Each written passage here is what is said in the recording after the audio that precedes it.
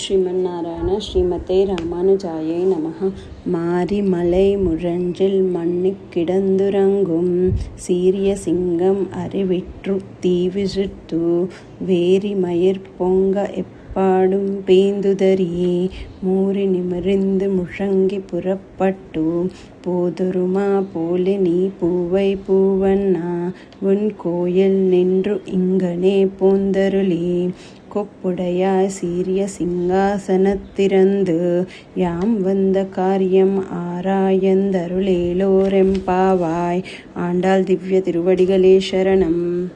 22వ పాసురంలో శ్రీకృష్ణ పరమాత్మను గోపికలతో నీరాడునట్లు చేయవలనని ప్రార్థించారు.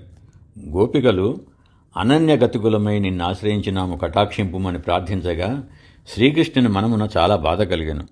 నీలాదేవిని ఆశ్రయించి ఆమె ద్వారా నన్ను ఆశ్రయించిన వారిని నేనే ముందుగా వెళ్లి సహాయపడి రక్షింపవలసి ఉండగా వేరొక గతి లేని వారముని దైన్యముగా పలుకున్నట్లు ఉపేక్షించితేనే ఎంతటి తప్పు చేస్తుందని అనుకొనుచూ శ్రీకృష్ణుడు చాలా నొచ్చుకొనెను.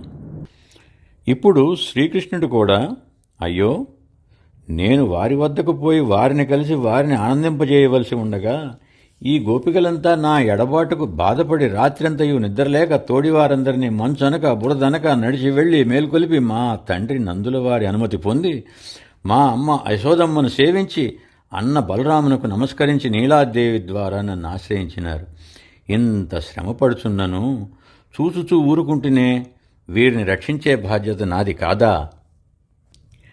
అని శ్రీకృష్ణుడు బాధపడి నేను లేవటం ఆలస్యం అయినందులకు అన్యథా భావించకండి. మీకేం కావాలి, నేను మీకు ఏం చేయగలను అని స్వామి గోపికలను ఉద్దేశించి అడుగుతున్నారు. అప్పుడు వారు వానాకాలంలో కొండ గుహలోని ఆదమరిచి నిద్రిస్తున్న సింహం మేల్కొని తీక్షణ దృక్కులతో రాజసం ఉట్టిపడుతూ ఉండగా గుహ నుంచి వెలికి వచ్చినట్లు నీవు గది నుండి బయటకు వచ్చి మమ్మల్ని అనుగ్రహించము అని ప్రార్థిస్తున్నారు. వానాకాలంలో నిద్రిస్తున్న సింహం ఆకలితో లేచి ఒళ్ళు వెరుచుకుని జూలు విదిల్చుకుంటూ ఆహారం కొరకు బయటకు వస్తుంది.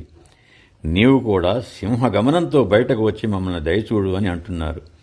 ఇక్కడ మన గోపికలు స్వామివారి గమన సౌందర్యాన్ని తిలకించి పరవశించాలని కాంక్షిస్తున్నారు. త్యాగరాజస్వామివారు రాముని నడకను కీర్తిస్తూ తన కీర్తనలో హొయ్యుల మీర నడలు గల్గు సరస్సుని సదాకనుల జూచుసును పులక శరీరులై ఆనందపయోధి నిమగ్నులై ముదము కలవారు ఎందరో మహానుభావులను పాడారు. మన గోపికలు కూడా కోరికతో స్వామి నీవు నడుస్తున్నప్పుడు ఛత్రంగాను, కూర్చున్నప్పుడు సింహాసనంగాను, పడుకున్నప్పుడు శేషసాయిగాను, అహం సర్వం కరిష్యామి అనే ఆదిశేషుని అనుగ్రహించినట్లు సింహాసనంపై కూర్చుని మమ్మల్ని అనుగ్రహించండి స్వామి అని కోరుతున్నారు. ఆబోతు నడకలోని ఠీవి, ఏనుగు నడకలోని గాంభీర్యం, పెద్ద పులి నడకలోని చురుకుదనం, సింహం నడకలోని ప్రాభవం, ఈ 4 నడకలతో శ్రీకృష్ణ సింహంలాగా నీవు నడుస్తూ ఉంటే చూసి ఆనందించేట్టుగా రావాలి స్వామి. వారు సింహాన్ని దృష్టాంతంగా చెప్పుట విని శ్రీకృష్ణుడు నారసింహుడు హిరణ్యకశిపుని వద్దకు వచ్చినట్లు రానా, లేక రాఘవసింహం రావణాసుని వద్దకు వచ్చినట్లు రానా అని ప్రశ్నించాడు. అయ్యో స్వామి, నీ గొప్పతనానికి శౌర్యానికి ఉపమానంగా సింహాన్ని చెప్పాము గాని హిరణ్యకశిపుని వద్దకు రావణాసుని వద్దకు వచ్చినట్లు రమ్మని అర్థం కాదు అని అంటున్నారు. ఇక్కడ నిద్రించే సింహం అనుటలో చాలా గంభీరమైనటువంటి గూఢార్థం ఉన్నది. నిద్రించే సింహం అనగా మన ఆత్మలో వెలిగే భగవత్ చైతన్యం. ఎంతకాలం భగవానుడు మనలో అంతర్యామిగా యోగ నిద్రావస్థలో ఉంటాడో అంతకాలం జీవునికి నేను భగవంతుని అంశను అనే జ్ఞానం ఏమాత్రం గోచరించగా నిద్రిస్తూ ఉంటాడు. అలా మన హృదయంలో నిద్రించే భగవత్ చైతన్యమే జీవుని గుహలో నిద్రించే సింహం. దానిని మేలుకొలుపుతున్నది మన గోదామాత.